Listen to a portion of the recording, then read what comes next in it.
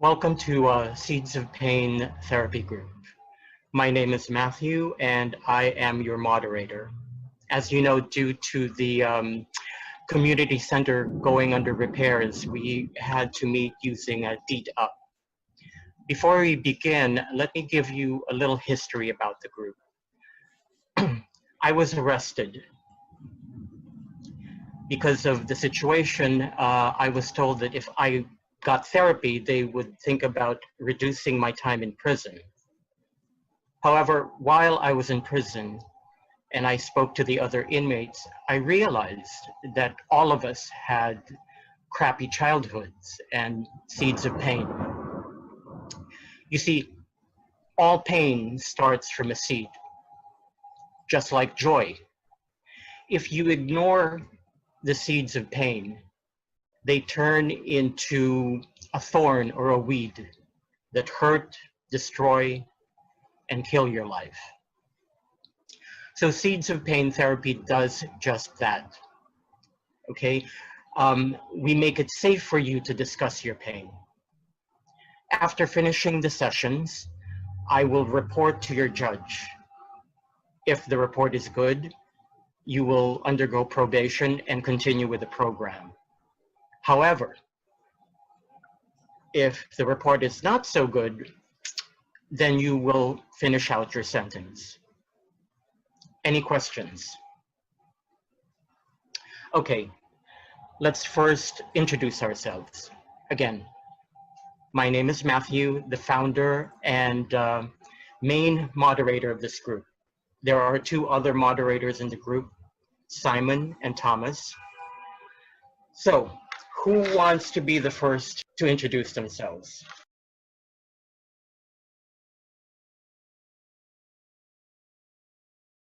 Yo, my name is Marcus. Oh, Mark. I'm Lucas. John. Sorry, I didn't hear you. Say that again. Peter. Yo, man, speak up. No one can hear you. Peter. Peter, hi. Well, the first thing we should do is break the ice. First question.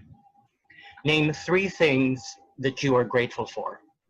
I'll go first. I'm grateful for God. I'm grateful that all my 5 senses work well. And I'm grateful that I'm able to help people such as yourselves. Peter, why don't you go next? I am grateful. Just a little bit louder, please. Thank you. Food, shelter, and clothes. Good, Peter. John? I'm glad that I don't have to be in prison anymore. I guess I'm grateful for you for creating this program. Without it, I'll still be in prison. And well, I'm glad I have a place to stay.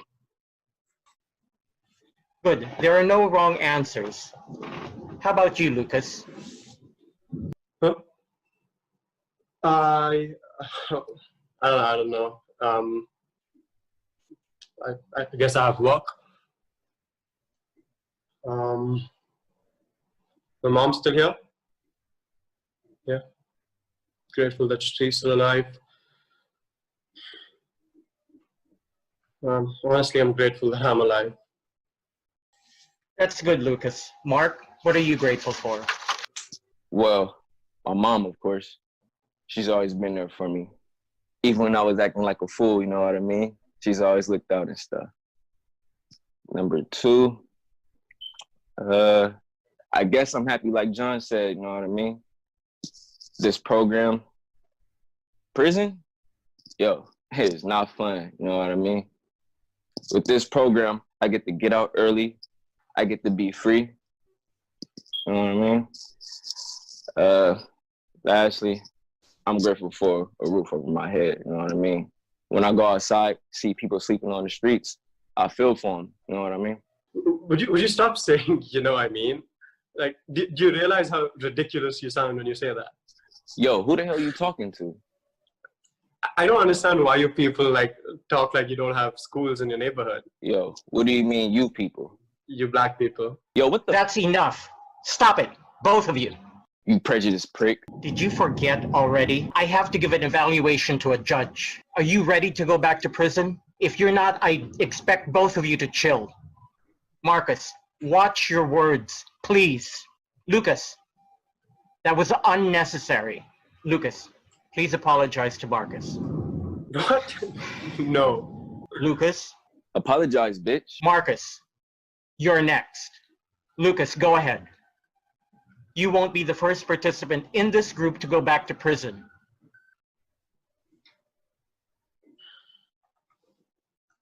Sorry. Apology accepted. Mark, your turn. Wait, what? I didn't say anything to him. The name calling is a bit fifth grade, don't you think? Apologize. Sorry, Lucas. Thank you. Well, I had more questions, but it seems like we have to skip the icebreakers and go straight into identify, locate, and eradicate. What's that? As I said, bad behavior starts where bad seeds are planted. So the first thing we need to do is find out what your seed of pains are. That's identify. Then find out where and who planted the seeds. That's locating. And lastly, removing the seeds from your life. That is eradicating. How do we do that? Excuse me? I think he said, how do we do it? It's easy, but it's difficult. Yo, how can it be both easy and difficult?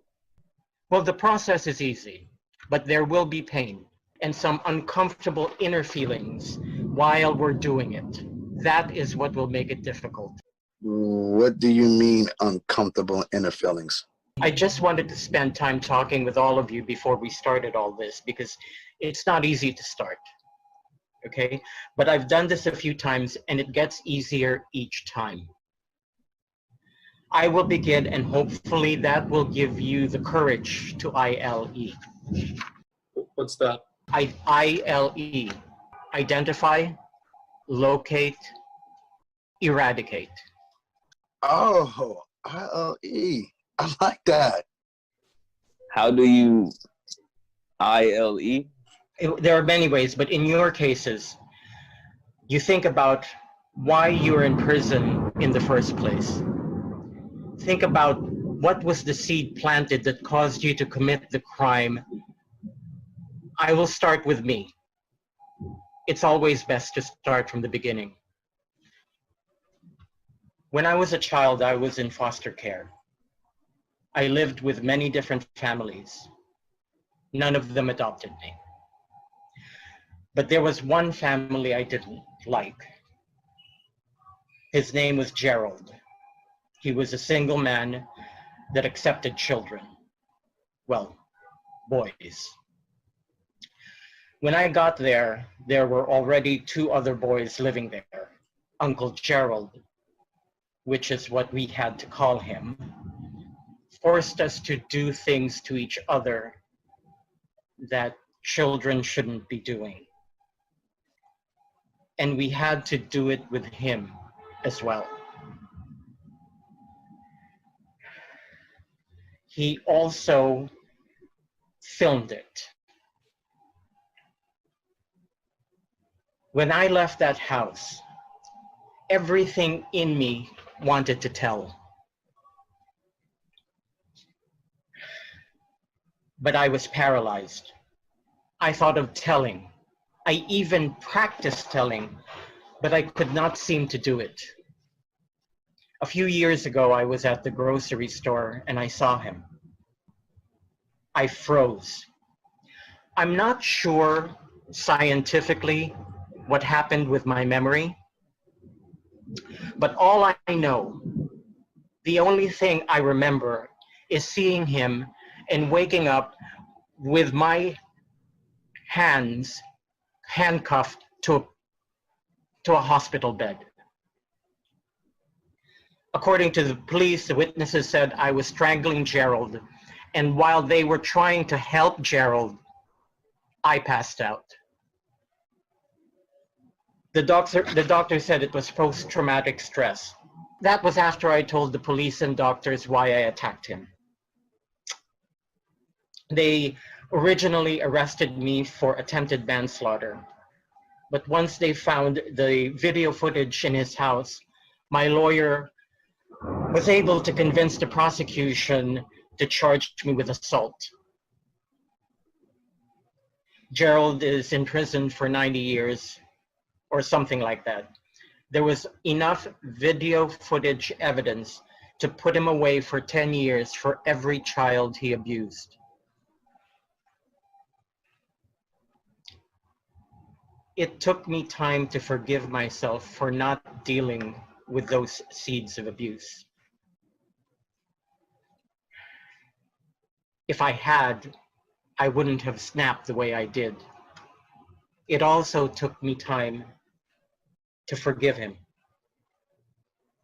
for what he did. It's still a process, but my life is better now that I'm in the process than I was when I was pretending that I was okay. So I identified the seeds, which was abuse. I located the where and how it got there, which was Gerald. And I eradicated it through therapy and forgiveness. That way I don't end up an abuser. Or end up strangling somebody. Exactly. Who wants to go next? Lucas, how about you? Why do I have to be next? Because you speak so proper, how about you give us a lesson on how to speak, since we have no English classes in the neighborhood? Mark, don't start. Go ahead, Lucas.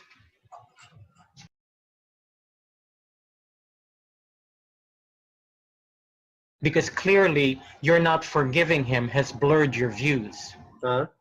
What do you mean by that? Was the man a black man? Yeah, of course. Why you say of course, as if black men are the only robbers? They're the only ones who are willing to kill someone. Did you forget all those white men who shot up schools, churches, businesses, marathons? What about the white police officers? Right. Those white men are down in the South, where white people are stupid and think they're above everyone. Here in New York City, it's the black people that are stupid.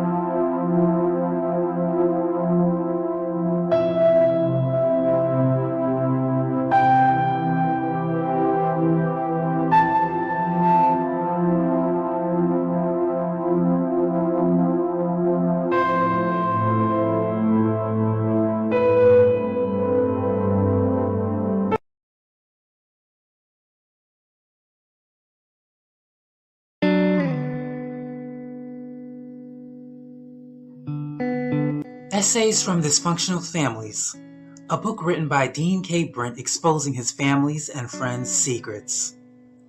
Literary Betrayal is his family's and friends' reactions. 2 books and 1, uniquely written by author Casey Bell. Available now.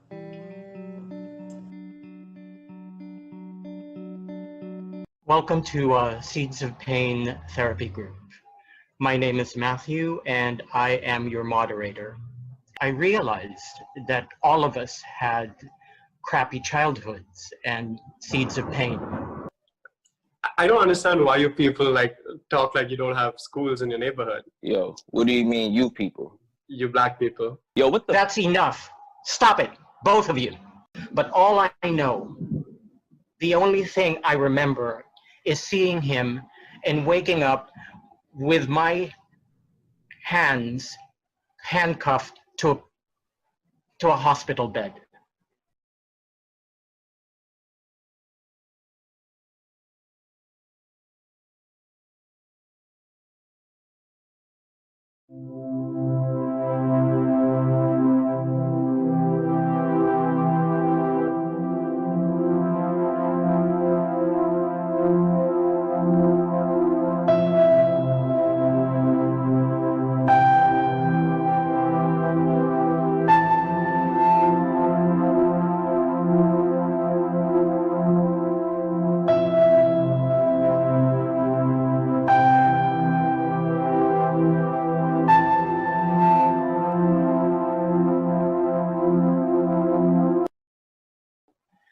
Who wants to go next? Lucas, how about you? Why do I have to be next? Because you speak so proper, how about you give us a lesson on how to speak since we have no English classes in the neighborhood? Mark, don't start. Go ahead, Lucas. Why did you go to prison? What did you do and why? It's your turn to ILE.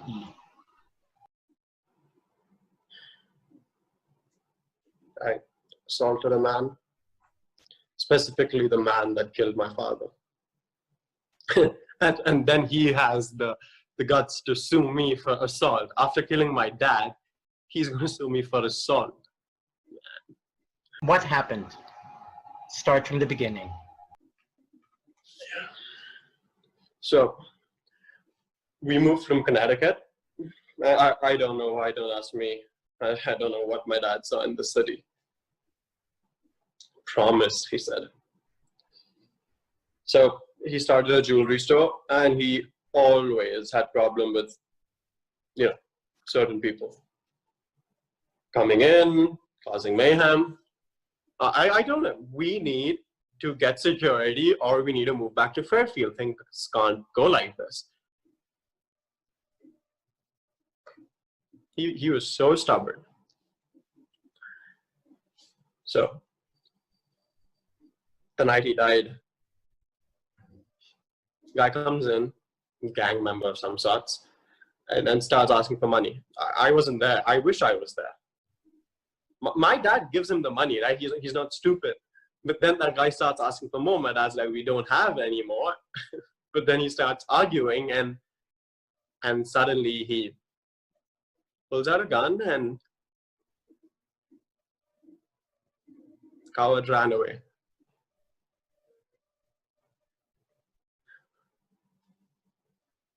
Day they arrested him, I saw him and I wanted to kill him right there. I didn't. But then one day I saw him walking on the street, smiling, out on bail or something. That's it.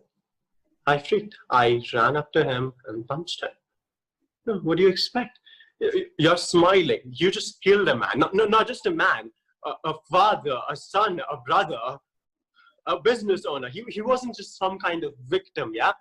And this guy killed a man and he's smiling on the street walking. I don't know what overpowered me. Something reached inside of me and started hitting him through me. Yeah, I was angry for losing control. But I'm angrier today that I didn't kill the man. Yeah, he got 30 years, so what? That's not nearly enough. 30 years, my ass. Have you forgiven him yet? What? No. Why would I? Because clearly your not forgiving him has blurred your views. Huh? What do you mean by that? Was the man a black man? Yeah, of course. Why you say of course? as if black men are the only robbers. They're the only ones who are willing to kill someone. Did you forget all those white men who shot up schools, churches, businesses, marathons? What about the white police officers? Right. Those white men are down in the South, where white people are stupid and think they're above everyone. Here in New York City, it's the black people that are stupid, shooting and looting and killing people. Yo, you got one more time to talk to me like that. What are you going to do about it? Hey, Yo, you better be glad this is the digital class. Otherwise, Otherwise, what? I'll punch you in the face. Right, because that's what you people do, right? Man, I don't understand how you could talk like this. All these white cops killing my brothers and sisters, they knee down on the back of their neck. Come on, man. You got white people killing all these people in these churches ain't dead. shut up, both of you. Now that is enough. Did you forget that you're not the only ones in this meeting? Could you please get over yourself just for a moment? Lucas, I understand your anger, okay? And you have every reason to be angry at the man who killed your father. But you do not have any reason to accuse every black man of murder. Not all black men are gang members and thugs. And this is what I mean when I said unforgiveness blurs your vision. It makes you paranoid, and you judge anyone who resembles that one person who you have not forgiven. And that's not right. No one should be on your do not trust list because they resemble the person who killed your dad. Maybe if you got a chance to know Mark, maybe you could see that he's not a killer like you think he is. Yeah, I can tell by what he's wearing. What's that supposed to mean? I can tell by the color you're wearing that you're a gang member. I'm not in a gang. Never been in a gang. I would never do that to my moms. You expect me to believe that? Fuck you, man. I never been in a gang. You don't have to believe me. Then why were you in prison? Every black man is in prison because he's part of a gang. Everyone knows that. Lucas, that statement is pure ignorance and arrogance. Not every black man is in prison for the same thing. No group of people are all in prison for the same thing. I've been doing this group for a long time, and I noticed one thing every convict has in common. What's that? Seeds of pain. Everyone has a different seed, but everyone has a seed. So, what was your seed, Mark? Shut up, fool. No, Mark. It's your turn. What's your seed? You're gay? Nah, man. I don't understand. Are you like on the down low? It's just sex. I mean, I ain't in love with the nigga.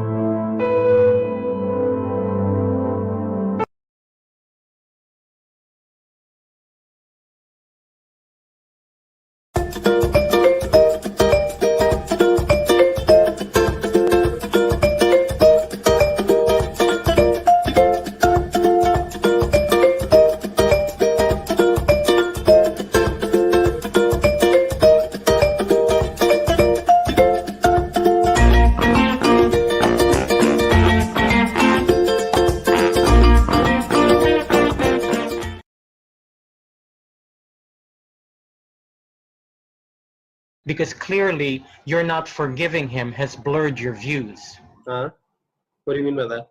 Was the man a black man? Yeah, of course. Why you say of course? As if black men are the only robbers. They're the only ones who are willing to kill someone. Did you forget all those white men who shot up schools, churches, businesses, marathons? What about the white police officers? Right. Those white men are down in the South where white people are stupid and think they're above everyone. Here in New York City, it's the black people that are stupid.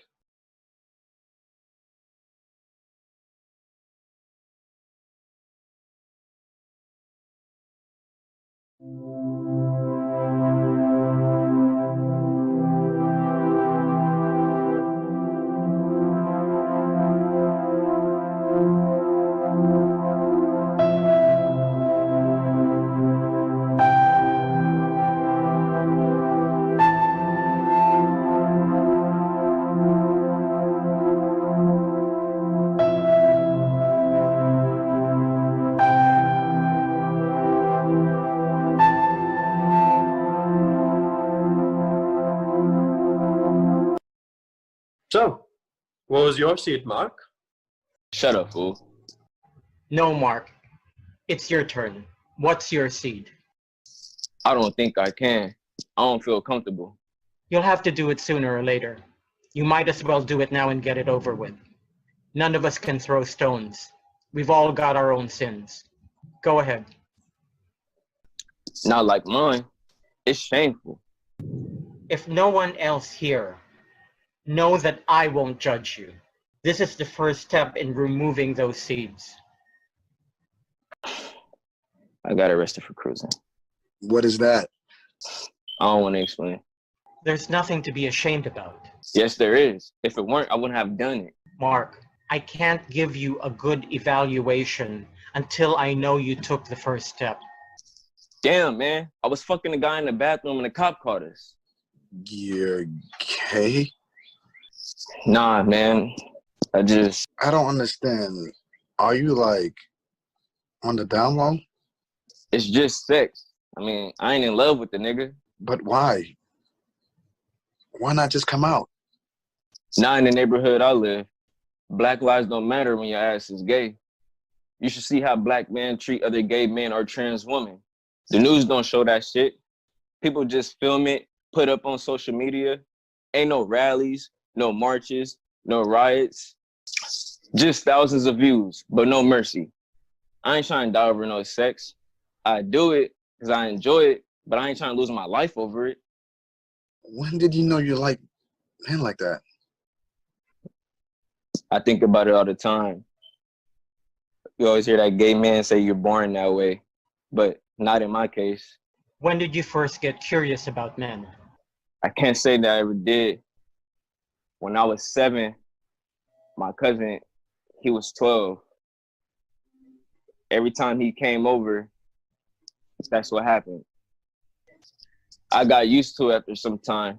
When my mom used to say he was coming over, I already knew it was about to happen. One time my mom called us. She told us stop what we're doing, so not to tell anyone, just to keep it a secret. So that's what I've been doing, keeping it a secret. But I couldn't stop. I tried. I tried to pretend I didn't want him or it, but we never stopped. So when he's not around, I'll go looking for it somewhere else. I never wanted to be this way. I don't want to be like this. I fear that I don't fear AIDS. Any man and I know it's wrong, but it's hard to stop. I may be gay. I may be a pervert. I may be a coward for still living in the closet. But I know one thing. I'm not a criminal, a thug, or a gangbanger, or any of those things. I might not respect my body, but I would not disrespect another person by stealing from them or killing anyone. I am not that black person.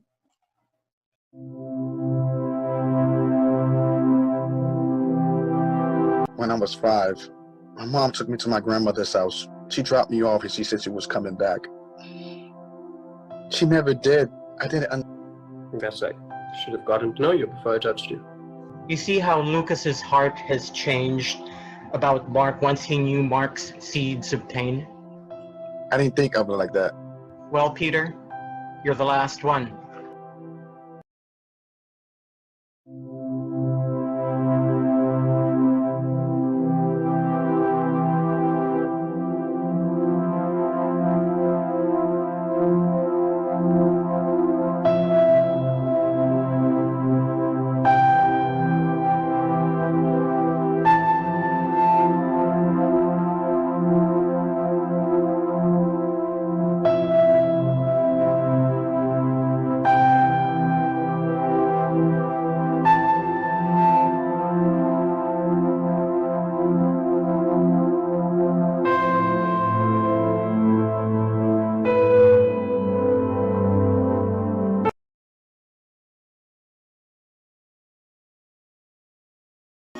Author Casey Bell presents American History.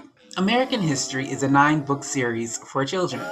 The book series celebrates Americans past and present, like Mary Anderson, the inventor of the windshield wipers; Maria Tallchiff, America's first prima ballerina; Kenneth J. Dunkley, the inventor of 3D film glasses; Guillermo Gonzalez Camarena, the inventor of color television, and so many more. The series, when purchased separately, costs $99.60, but order it now at authorcaseybell.com and only spend $80, with free shipping and handling. American History, a children's book series celebrating America's history. You're gay? Nah, man. I don't understand. Are you like on the down low? It's just sex. I mean, I ain't in love with the nigga.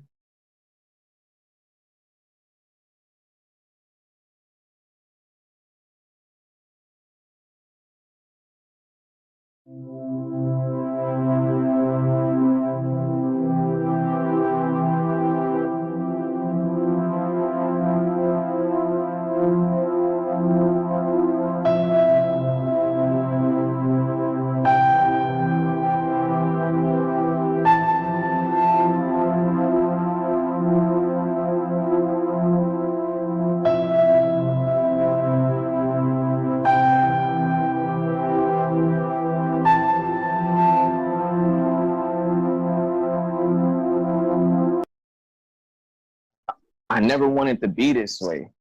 I don't want to be like this. I fear that I don't fear AIDS. Any man and I know it's wrong, but it's hard to stop. I may be gay. I may be a pervert. I may be a coward for still living in the closet. But I know one thing. I'm not a criminal, a thug, or a gangbanger, or any of those things. I might not respect my body, but I would not disrespect another person by stealing from them or killing anyone. I am not that black person. Sorry. I guess I should have gotten to know you before I judged you. That's why we do these sessions. It opens your eyes so you can see. You should never judge anyone. Thank you, Mark, for sharing. That was brave of you. Although this therapy group will help you, I believe you also need one-on-one counseling with a therapist. To start the sex life at the age of 7 is not a good thing. You're broken.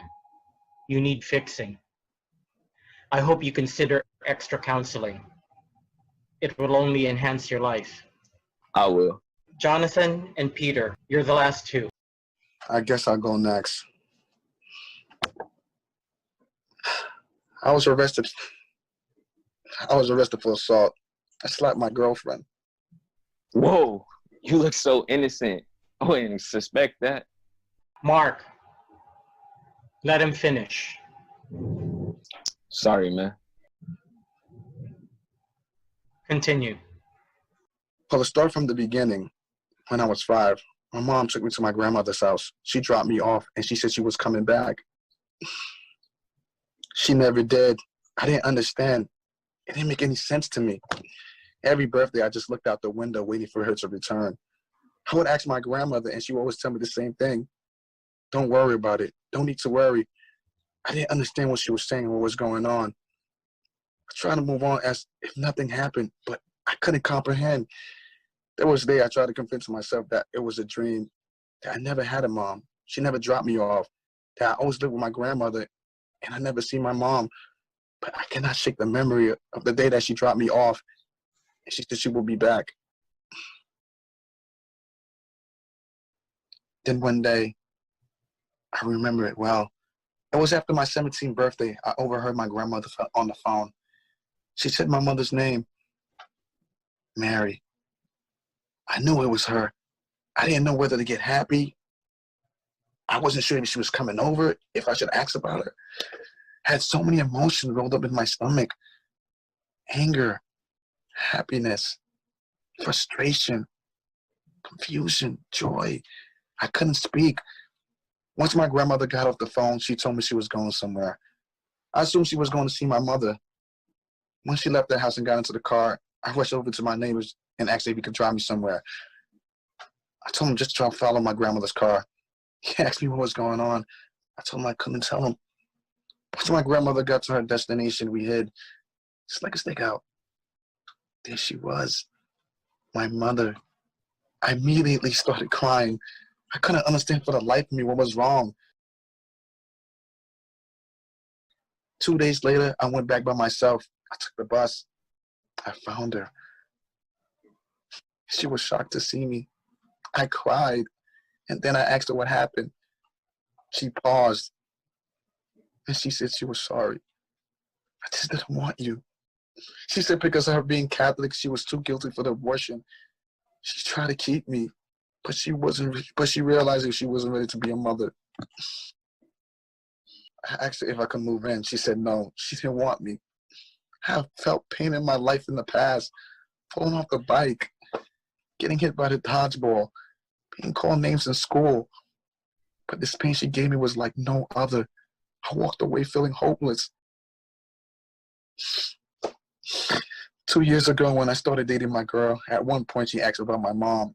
She asked me when I was living with my grandmother, and I told her. The day she called the police on me, when I slapped her, it was not intended.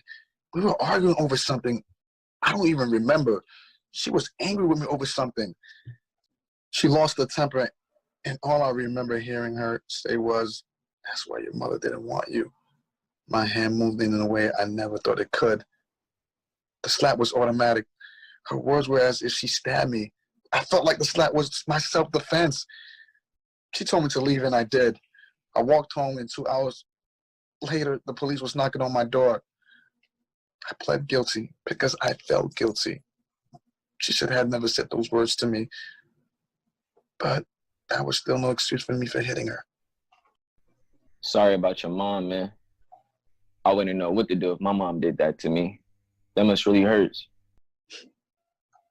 Thank you, and it does. Well, as much as it hurts you, you're going to have to forgive her. I don't see how.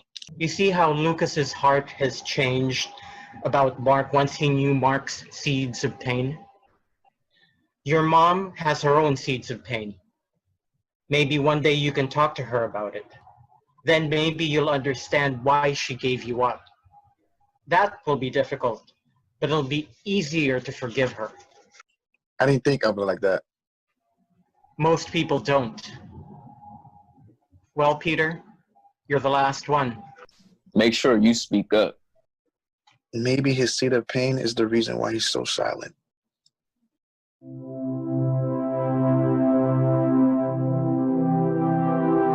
The priest, he pays our parents, so our lives didn't have to be poor. I couldn't believe my ears that someone who could call themselves a Christian, a priest, someone of the church, could do this, would do such a thing to little children.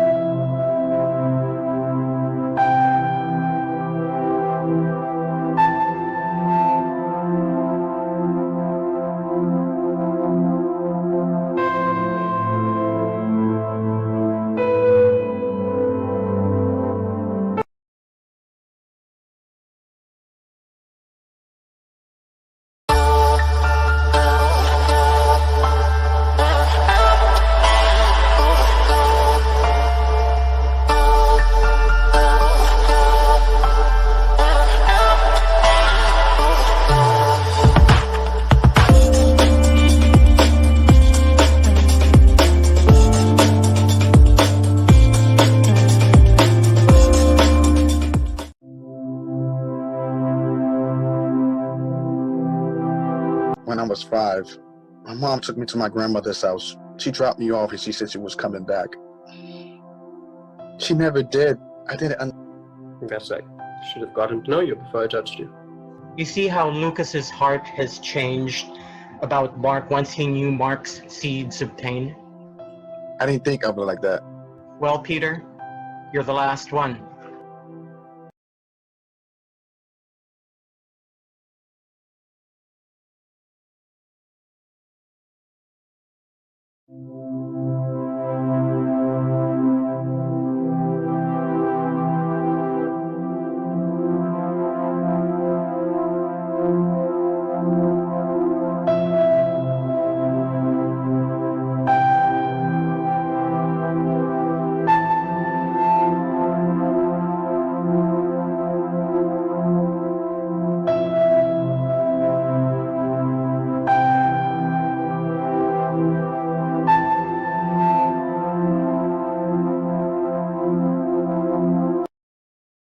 Well, Peter, you're the last one.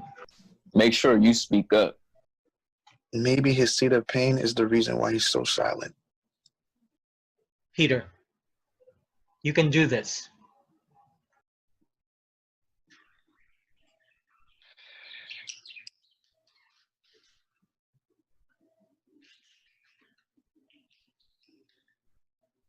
When I was 8, my mom made me become an altar boy.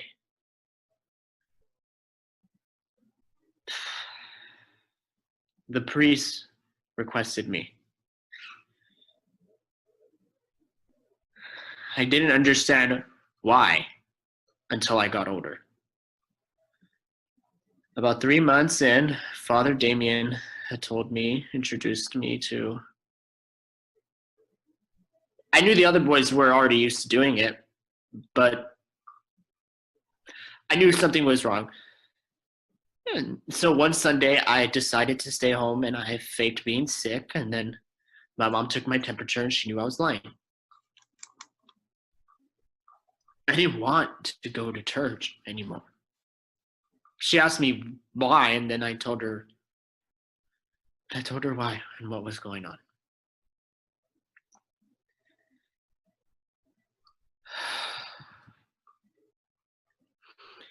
She was shocked. She told my dad, and he went to the church, and then he asked if what was going on was true, and I didn't go for 2 weeks. I wasn't sure what was going on, but I was able to comprehend once I grew older. After about 2 weeks, I told my mom, we started going back to church. I wasn't sure why, but I thought maybe he would stop, but it didn't. I had to keep being an altar boy. And he was still, things changed after that. My dad, we had no TV with no cable, and then all of a sudden my dad was bringing in this huge TV, and now we have cable. There were new appliances, and my dad had brought me brand new sneakers that I knew he could not afford. I didn't understand where this money was coming from until I made a mistake. It was about a month since we got back, and the abuse had stopped. I was so scared to tell my parents because I was told by the priest my parents would hate me if I did. I didn't know what else to do, so on my way home from school, I went into the police station and I told them everything. When the priest was arrested, my parents yelled at me. The police came to my home and they told my parents, and once the police left, my parents went off. They called me stupid. My mom said, "Don't you see all that we have? Aren't you grateful?"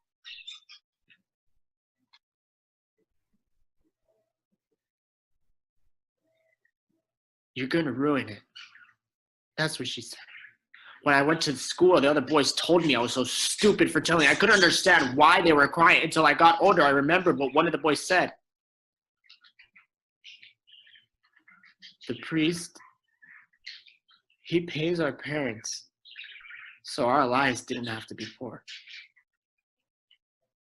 I couldn't believe my ears that someone who could call themselves a Christian, a priest, someone of the church, could do this, would do such a thing to little children. I never felt so confused in my life. I couldn't sleep at night. All I could hear from everyone, my parents, the other boys, is, why did I tell? I should have just kept my mouth shut. Now we will lose everything. By the time the police came to my door and asked me to testify, I was too scared to speak. I said to myself, I'm wrong for speaking the truth if there's no reason to speak at all. I vowed then and I never spoke again, unless it was necessary.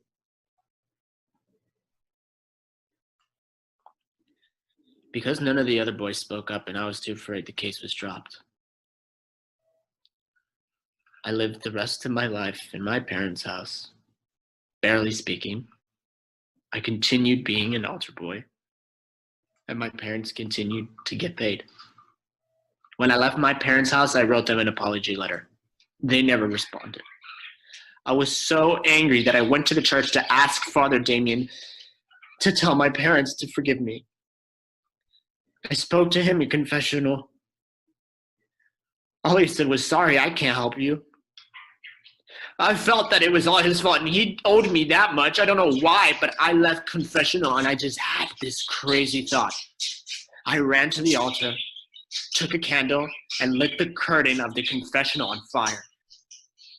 I dropped the candle and walked out.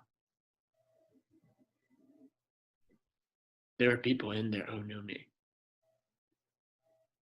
The police were at my door the next day, and I was arrested for arson. He's the one who took my voice away.